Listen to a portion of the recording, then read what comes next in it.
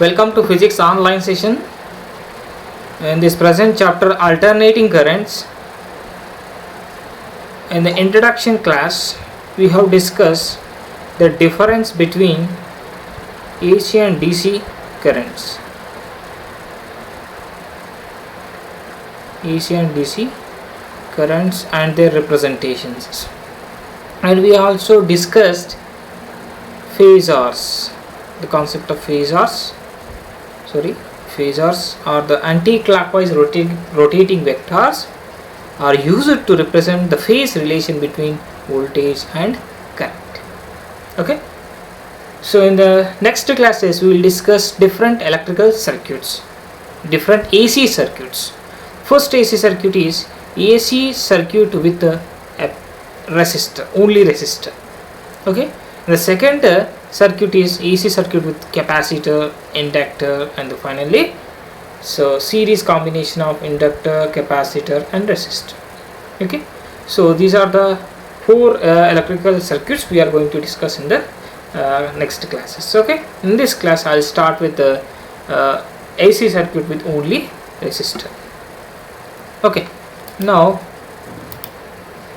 I'll start with AC circuit with only resistor, this one. Now let us consider AC voltage is, I'll draw the figure here. This is the AC voltage, AC power supply, whose EMF is E and is connected to a resistor,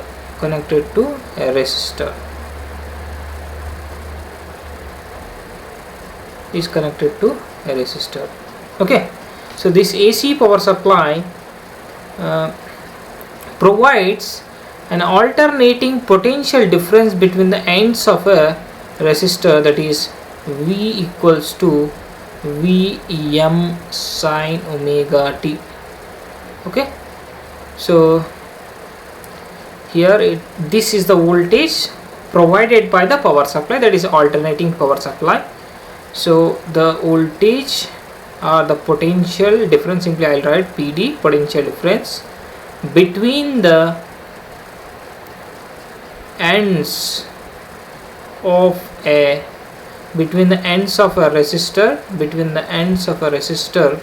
or is given by V equals to Vm sin omega t. This is the voltage that is supplied to a resistor, alternating voltage or oscillating voltage. Okay, now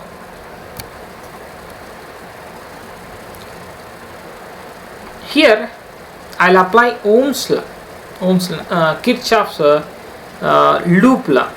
So okay, so here actually my aim is to find the phase relation between voltage and current in this circuit. Okay, I got an expression for current here. Okay, so here this is an expression of current, and we have to write an expression for, sorry, I told wrong. So this is an expression for voltage, and we have to write an expression for current. Okay, for that purpose we have to use Kirchhoff's second law, known as Kirchhoff loop law. Okay, you know what is Ohm's law? Before that we have to know what is Ohm's law. So according to Ohm's law, V equals to IR. Okay, the current in the circuit depends upon the voltage applied. Okay, V equals to IR, or I equals to V by R. Okay, V is a voltage applied to a resistor and I is a current in the circuit, and the ratio voltage to resistor is all I put wrong. This is R. The voltage to current ratio is constant, and from that we can write it as V equals to IR. Okay, because R is constant, so by doing proportional design, constant, we can keep a proportional design between voltage and current. So okay, right, this is about Ohm's law. Here I will remove it. Okay, right? Okay, now I want to apply Kirchhoff's loop law by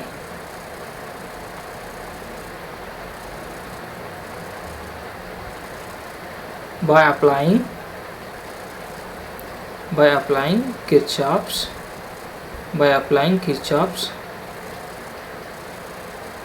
loop law. You get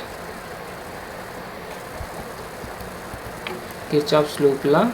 We get what is the loop law? Sum of the algebraic. What is Kirchhoff's loop law or voltage law or second law? According to Kirchhoff's loop law, the algebraic sum of the voltages in a closed loop is equals to 0. Okay, sum of the voltages, algebraic sum of the voltages in a closed loop is equals to 0. This is the Kirchhoff's loop law. So what are the different voltages in this circuit? Is the applied voltage, that implies V. Okay, so and V minus IR is equals to 0. So voltage of source is taken as positive, and this is a voltage, and there is a power dissipation in the across the resistor, so it is taken as negative. For example, for positive half cycle, let this is be I want to remove it. Okay, for positive half cycle, this is a AC circuit, AC current. Yes, this is called 0 to pi. This is called positive half cycle. Current has positive value, so that is why let it be plus and minus. Okay, and corresponding current passes through the resistor in this particular direction. Yes sir. Okay, so in this no, when you apply Kirchhoff loop law, okay, so here voltage across the mains is given by minus V. So applying here, first I'm calculating the voltage in this direction, so I'm moving this is my direction of measurement. So first we got negative sign, minus V. Okay, and we are measuring, this is the direction of current, so we are moving in the direction of the current, so we have to measure voltage across the resistor in the direction of the current. What is the voltage across the resistor? It can be written by the help of V equals to IR. Okay, so from that is it will no, my question our question is whether the voltage across the resistor is taken positive or negative. So here the voltage across the resistor is taken as positive because we are measuring the voltage in the direction of the current. So this is my direction of measurement, current is also in the direction of measurement, so this is taken as positive, so V equals to IR, and there are only two voltages, the algebraic sum of the voltages in a closed loop is equals to 0. So this is if these two are taken other side, so we'll get this expression. Okay, right. Okay, right, and next we have to write an expression for current here. Okay, this is 0. From that we can write V is equals to IR. V nothing but a voltage, I is a current, so here V instantaneous voltage, I instantaneous current. Okay, here I want to write an expression for current, that implies, so I is equals to V by R. Okay, so that implies I is equals to V nothing but alternating voltage, that is Vm sin omega t, Vm sin omega t by R. Okay, so that implies I is equals to Vm by R, that is I'll write it as Im sin omega t. Okay, so where Im is equals to Vm by R. This is according to Ohm's law. Okay, so this is an expression for current. So this is an expression for current. Let it be equation number 2, and expression of voltage, this is equation number 1. Now we got an expression for voltage and current. Okay, so here by observing these two expressions we can say that their peak values, here this represent the peak value of voltage and this one represent the peak value of current. The peak values of voltage and current are different, but their sign function is same, their function is same. So by observing these two equations, we can say that voltage and current vary in the same manner. Okay, so means we can say that both voltage and current are in the same phase. For example, if the current at a time t equals 0, if the voltage is 0, then current also 0.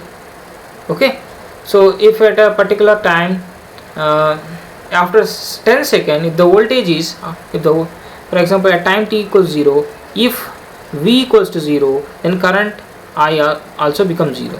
If t equals to after 10 seconds, if V goes to maximum, current I also goes to maximum. Their maximum values are different, but at the same time they will attain their own maximum. Okay, and after for example after 20 seconds, once again the voltage goes to 0, and in the same time the current also goes to 0. If it happens like this, if the voltage and current vary in this manner, we can say that they are in the same phase. Okay, so this is a theoretical explanation. So here we can also mathematically explain as here both are having the same function. Okay, here omega t and here omega t, there is no phase difference. For example, if the second one has some extra phase phi, okay, let us suppose the current has an additional phase phi, then we can say that the phase difference between the voltage and current is pi, nothing but 180 degrees. Okay, but here what is the phase? Both are having same omega t, this is omega t 0, now no additional phase. We can say that the phase, there is no phase difference between the voltage and current. Okay, so they are also known as both current and voltage are in the same phase. Okay, they are in the same phase. Right, now I'll remove this one. Okay, right. Now what is Im here? Im equals this one. I'll write another expression here, and Vm is equals to Im into R. Okay, this is in terms of instantaneous voltages. Okay, in terms of peak voltages. Okay, this is an expression in terms of instantaneous voltage and current. Okay, this is both are representing Ohm's law only. V equals to IR, Vm equals to Im into R in terms of peak values, in terms of peak values. Okay, now we have to represent the phase relation between voltage and current with the help of a phasor diagram. Okay, now I'll draw a phasor diagram here. This is the phasor diagram. Okay, right. Now phase are nothing but anti-clockwise rotating vectors. Now first I will draw the current phasor. This is a current phasor. Okay, I capital we can current phasor, let it be Im. Im is a peak value. So let us suppose simply I will represent current phasor with I, letter I. Okay, now this arrow nothing but a peak value of the current. Okay, now what about the voltage phasor? Now I'll represent the voltage phasor. So here look at this expression before going to represent the phasor diagram. Here what is the peak value of current? It is 1 by R times the peak value of voltage. The peak value of voltage is more than the peak value of current. That is why but both are having the same phase. same phase omega t, their phase is same, their angular position is same. So this is the phase. So both voltage and current, the phase is omega t. Nothing but at the same location we have to represent both the vectors. But the current phasor is smaller compared to the voltage phasor. This is a voltage phasor and current phasor is the smaller one. The total one is the voltage phasor. Okay, so up to here this is a current phasor. Why? Because Im is equals to Vm by R. Okay, voltage phasor is bigger and size compared to current phasor. Okay, so but both are having the same phase, that is why both are represented at the same location. Okay, and what I told about the phasors are anti-clockwise rotating vectors.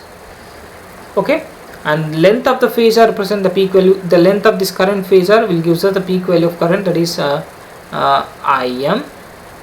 Okay, and total length of the voltage phasor, that is Vm.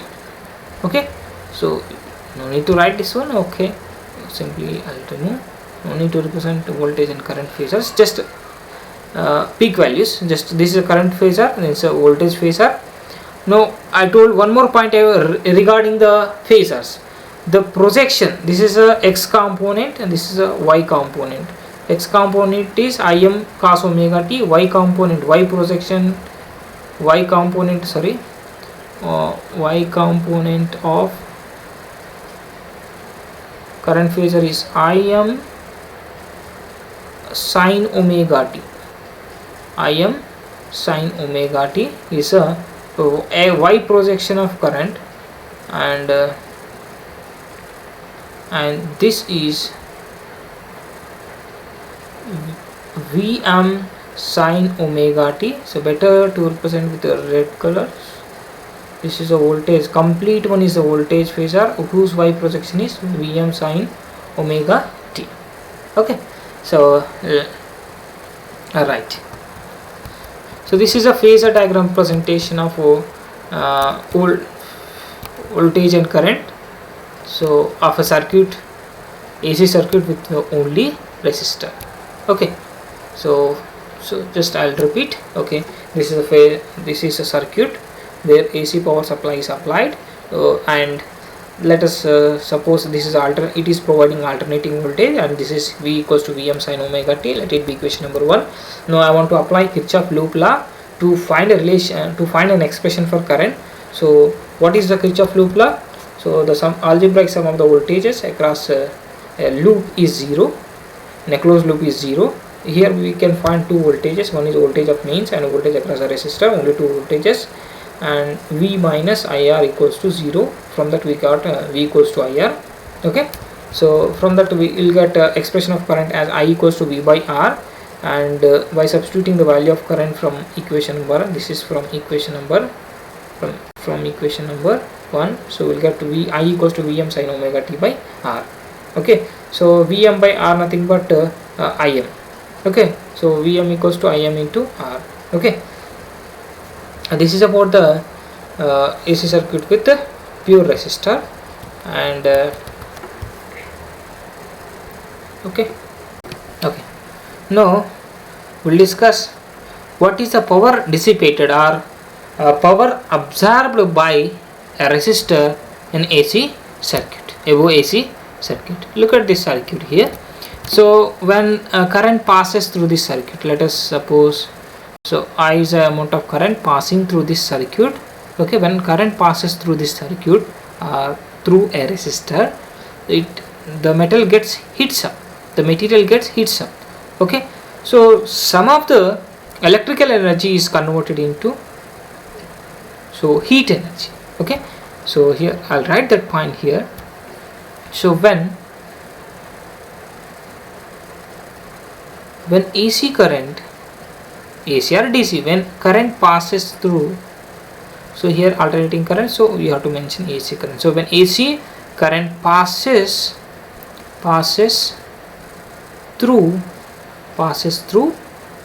any wire or resistor, some amount of electrical energy electric energy electric energy converted into so what energy? Heat energy. Okay, this heat is called joule heat. Why? Because expression of power dissipation was given by joule. Okay, so this, just remember this concept. When current passes through a resistor, so some of the electric energy converted into heat energy, some of the electric energy is wasted, dissipated, okay, disappeared. Now we have to find out what is a power dissipation. What is a power dissipation? Nothing but what is a power absorbed by a resistor in a AC circuit. We have to find out average power absorbed by a resistor. Okay, so first we have to write an expression for average power. Generally, what is the expression of power? So electric power is equals to electric power, okay, P is equals to, so I square R V square by R. These are the two expressions of electric power. Okay, since we are in a since we have an expression for current, so we can use only this expression. So why? Because we have an expression for current here. So okay, so this is power when I amount of current passes through a resistor. When I amount of current passes through a resistor, okay, the power dissipated across this resistor is given by, so I square R. Okay, no, this is called instantaneous power. So here, therefore, here I'll write the expression again. So instantaneous power, instantaneous power, so P is equals to I square R. Why it is called instantaneous power? This is I is the instantaneous current. Once again, don't confuse with the notation. I is the instantaneous current, I am is a peak value of the current. Okay, so these are two different expressions. Okay, so I nothing but instantaneous current. Okay, let it be equation number 1. Okay, no, but what we know about the instantaneous current from the previous expression? So we have expression of current as I equals to Im sin omega t. So I'll write the same expression here.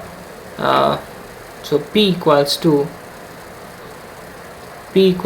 I nothing but I am square, nothing but I am square sin square omega t into R.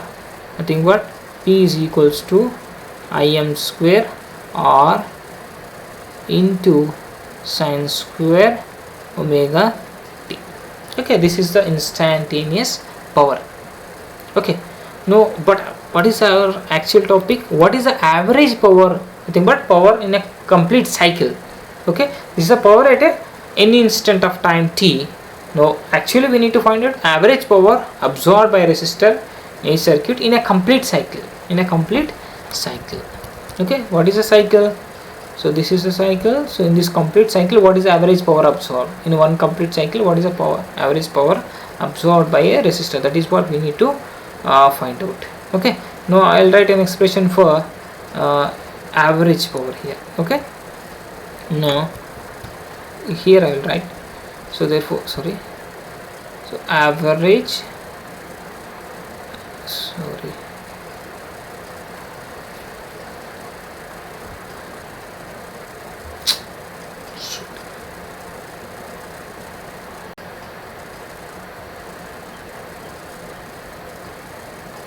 one minute, some disturbance is there.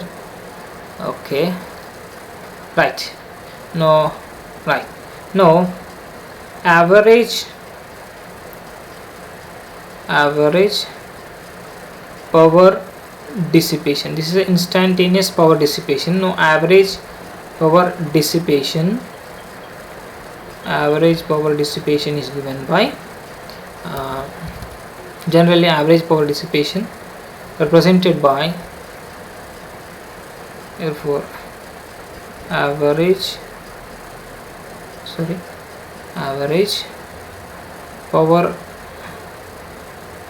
dissipation, average power dissipation represented by P equals to, so we have to keep it in a bracket. Now it become average power, or you can also write it with bar P O, bar over P, so that is also represent the average power. Now average, what is P?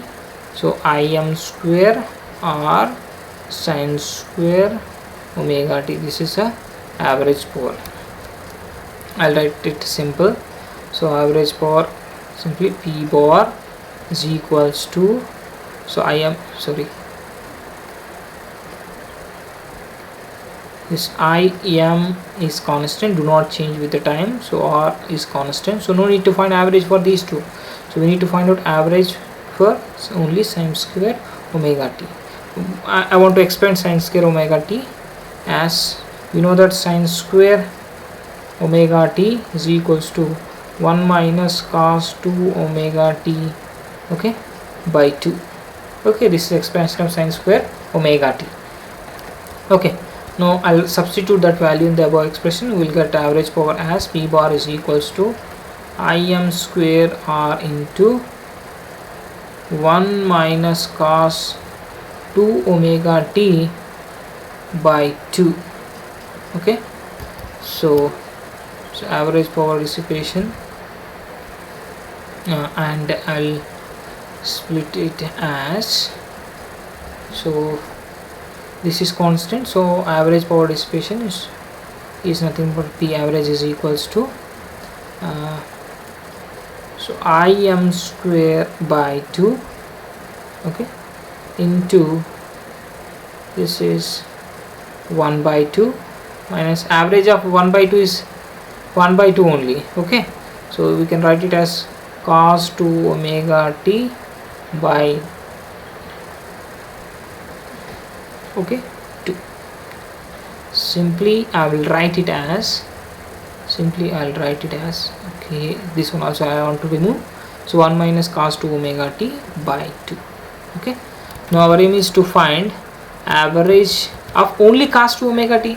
If you find the average of cos 2 omega t, your work is finished. Okay, so average power dissipation, so is given by Im square r by 2. Already written, no problem, no need to write it again. No, our aim is to find out, so average of cos 2 omega t, average of cos 2 omega t, okay, so is what? Okay, now to find average of any function, therefore, sorry, once again, small disturbance. Okay, the average of a function, or average of a function f of t can be written as, average of a function f of t can be written as, can be calculated as, can be calculated as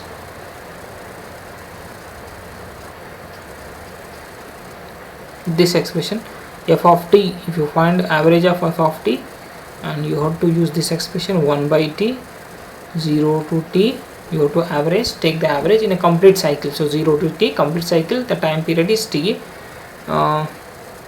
and it is f of t into dt. Okay, right, this is a formula to find average of a function, but in place of function f of t, we have to substitute cos 2 omega t. That's it, so we will get the average of cos 2 omega t. Therefore, average of cos 2 omega t can be written as 1 by t into 0 to t cos 2 omega t into dt. So integration of cos is sine, okay, and this is sine 2 omega t by 2 omega internal function, and 0 to t. Okay, now here okay, in the next step I will write I will substitute the values 1 by 2. I want to substitute upper limit, so 2 omega t here, sine 2 omega capital T minus sine 2 omega into 0. Okay, so both the functions become 0, therefore average of cos 2 omega t so is equals to 1 by 2 omega t. Okay, so sine 2 omega t nothing but 2 pi by omega minus 0, so omega cancel, so the multiple of pi for a sine function is always 0, therefore we'll get the average of cos 2 omega t is as 0. Okay, now what we got, average of cos 2 omega t is equals to average of cos 2 omega t is equals to 0. Okay, now what you get here, average of this one become 0. So what is the final expression? Im square by 2 into 1. Okay, right, and that is a final expression. Therefore average power dissipated in a complete cycle, or average power absorbed by a resistor in a complete cycle in a AC circuit is given by Im square by 2 into this is the average power dissipation. Okay, but what is power expression in a AC circuit? It is I square R. Okay, so it is Im square by R2. No, this is a DC current. Okay, and DC power we have to express AC power in terms of DC power, so we have to express in terms of this in this expression. So what is the power expression? P equals to I square R, whether it is I small I square R or whatever it is, so we have to express in terms of this I square R. Here we got Im square by Im square R by 2. Okay, so we have to express in this similar form. So in order to express AC power in terms of DC power, I am introducing one more quantity, that is RMS current. Okay, to express AC power in terms of DC power, so we have to introduce IRMS, root mean square current, or simply effective value of current, simply I is equals to root mean square. Okay, root mean nothing but bar square, RMS nothing but root, we have root, mean nothing but average, square nothing but square. Okay, so in place of this expression, we need to have I square. Okay, but what is this one? I, we need I, so we will write it as Im square by 2 under root. Okay, so that is equals to Im by root 2. Okay, so this RMS current is nothing but 1 by root 2 times the peak value of current. Im is the peak value of current. Im by root 2 is a RMS current, root means square current. It is 1 by root 2 times the peak value.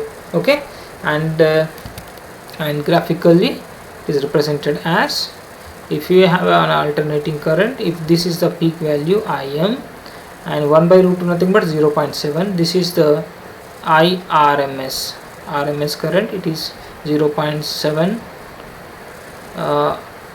Im, 0.7 Im, it is almost 0.7 times that of the peak value of current.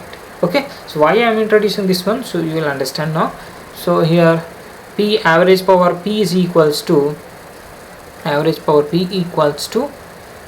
can write it as, so now I want to remove this expression with so Im square by 2 nothing but Im by root 2 nothing but capital I, Im square by 2 nothing but, so I square, so therefore I square R. No, I have expressed this average power dissipation in a complete cycle in same as that of DC power.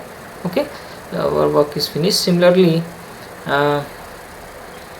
so we can write VRMS is equals to Vm by root 2. peak value of current is 1 by root 2 times the peak value of, RMS current is 1 by root 2 times the peak value of current. Similarly, RMS voltage also 1 by root 2 times the peak value of voltage. Okay, so here we know that from the previous expression, we know that we have this expression Vm equals to Im by R. Okay, so divide with root 2 on both sides. What do you get here? So we know that Vm equals to Im into R.